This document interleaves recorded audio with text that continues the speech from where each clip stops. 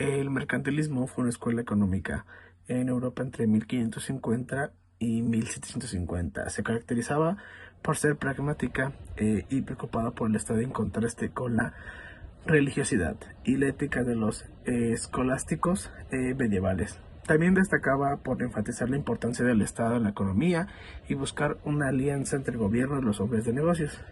Esto contrastaba con el individualismo de otros autores anteriores. A su vez, los libros de economía internacional a menudo no hablaban sobre el mercantilismo, lo dejaban para la historia de los libros de historia económica. Sin embargo, creemos que estudiar esta escuela es importante en este curso, ya que abarca un largo periodo y es la única que se centra en el comercio internacional y la política comercial. Sin embargo, podemos obtener que el autor sueco Eli Hesker tiene tres aspectos diferentes del mercantilismo, ya sea el político, el comercial y el monetario. Esto muestra lo complicado que es el enfoque económico y a partir de esto mis compañeros darán diferentes puntos de vista sobre el mercantilismo. El inicio del mercantilismo y fue en el año 1550, sin embargo, esto conjugó con el fin de la Edad Media, el inicio de la Edad Moderna y el Renacimiento, así como con la caída de Constantinopla y el descubrimiento de América. Es decir, el mercantilismo fueron etapas. Esta se dividió con el inicio en sí, que fue la caída de Constantinopla en 1453, para pasar al descubrimiento de América en 1492, con la ruta marítima de Asia, también su descubrimiento en 1497, la Reforma Protestante, que fue en el siglo XV, esto es muy conocido por Martín Lutero, que fueron aproximadamente en el 1501 al 1600. El inicio del mercantilismo en 1550, que fue su auge, la Guerra de los 30 años en 1618 a 1648, continuando con la Revolución Inglesa en 1640 a 1660 y finalizando con la Revolución Francesa en 1789. Todos estos tuvieron en común que privatizaban un poco las cosas. Es decir, por ejemplo, en el descubrimiento de la ruta marítima, fue una nueva ruta comercial entre Europa y Asia que potenciaba así el comercio europeo. Otro ejemplo de esto, por ejemplo, fue en la Revolución Inglesa, que dado que fue una guerra civil que terminó con la monarquía en Inglaterra, estableció parlamentos con base en el desarrollo capitalista. Y lo más notorio de todo esto es que cada una de estas etapas impulsó el comercio, generando un poquito de fluctuación capitalista. El mercantilismo en su perspectiva teórica. En este punto abordaremos cómo se ha desarrollado la literatura respecto al mercantilismo desde sus inicios con los escolásticos en el siglo XI hasta su fin con los neoclásicos a mediados del siglo XIX. Los escolásticos fueron una corriente filosófica de pensamiento de corte teológico. Inició en el siglo XI hasta su declive en el siglo XV. Su más grande obra en esta época fue la Suma Teológica, escrita por Santo Tomás de Aquino y publicada en 1265. Los mercantilistas. Los mercantilistas son una corriente de pensamiento originaria de Europa de inicios del siglo XIV que perduraría hasta su declive en el siglo XVII.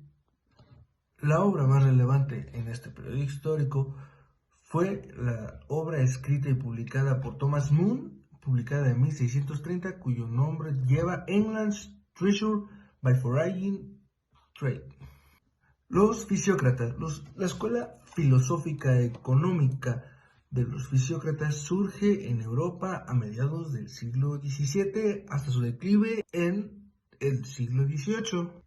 El libro más relevante de esta época histórica fue el escrito por Adam Smith, La riqueza de las naciones. El marxismo. Esta corriente de pensamiento fue creada por el economista Karl Marx a mediados del siglo XIX. Como teoría central tenía el valor del trabajo por parte del proletariado y como obra más relevante de este periodo histórico es El Capital, escrita por el mismo Karl Marx. Y por último, Los neoclásicos. En esta corriente de pensamiento se valora todo culto al trabajo y adopta la razón como interpretación de la realidad. Este modelo de pensamiento surge en el siglo XIX y la obra literaria más relevante de esta época es la obra de Principios de Economía de Alfred Marshall, publicado en el año de 1890. El mercantilismo como doctrina política. El mercantilismo se debe entender como el componente económico del absolutismo político y la construcción de estados europeos, principalmente como Inglaterra, Francia y España. Los mercantilistas estaban interesados en el aumento de poder sin oposición al sector privado. Su principal interés por aumentar el poder llevó a que estos hicieran un aumento de la población. Una mayor población les permitiría ejércitos más grandes. Por el contrario, esto trajo una mayor oferta de trabajo, y una población más grande no era suficiente para aumentar el poder político, ya que se necesitaba dinero y una manera de conseguirlo fue a través del comercio. De esta manera podían acumular metales preciosos que les permitían entrar en guerras. Hablar sobre el mercantilismo como doctrina comercial. Una de las políticas centrales fue el comercio superativo. La política económica se derivaba del proteccionismo comercial, que consistía en promover las exportaciones y disminuir las importaciones, monopolizando así el comercio en las colonias. Con un superávit comercial en el país se lograba deshacer de los excesos de producción y al mismo tiempo aumentar el stock de los metales preciosos. Mercantilismo como doctrina monetaria. Esto lo podemos resumir en 5 puntos. El primero, bulinis medieval y control de metales preciosos. Herencia medieval que prohibía exportar oro y regulaba el comercio de metales preciosos. El segundo punto, teorías de la balanza comercial de Thomas Moon. Moon argumentó que las exportaciones de oro deben igualar el déficit comercial para mantener una balanza comercial superavitaria. Tercer punto, política de superávit. Protegía las reservas de oro y plata a través de políticas de exportación e importación. Además, consideraba el comercio colonial como una fuente importante de riquezas para las potencias europeas. Cuarto punto, influencia de las colonias y monopolización del comercio colonial. Las políticas mercantilistas buscaban aumentar la circulación de dinero mediante superávits comerciales asegurados a través de la monopolización del comercio colonial, influenciadas por la llegada de metales preciosos de las colonias americanas. Quinto punto y último, énfasis en la circulación del dinero. Los mercantilistas se centraron en la circulación del dinero en lugar del stock de metales preciosos, reconociendo su importancia para facilitar el comercio. La crítica de David Hume al mercantilismo se enfoca principalmente en las restricciones impuestas al comercio exterior, que él creía ocasionaban un superávit comercial que traía consigo una devaluación de los precios. Además, creía que las regulaciones comerciales impedían el estímulo necesario para el correcto funcionamiento de la economía. Crítica de los fisiócratas, laissez-faire y el libre comercio, la agricultura como único sector con un producto neto.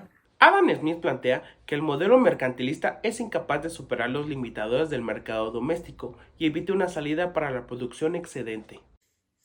Marx critica al mercantilismo en cómo el comercio colonial llega a ser la base de la acumulación primitiva. Además de esto, también critica cómo los mercantilistas atribuyen el origen de la plusvalía al intercambio, cuando no tienen pruebas de ello. El declive del mercantilismo está vinculado con el desarrollo científico que se dio en Europa, principalmente Inglaterra, en el siglo XVIII, lo cual permitió una reducción en los precios de los productos manufacturados, además de brindar facilidades en el transporte.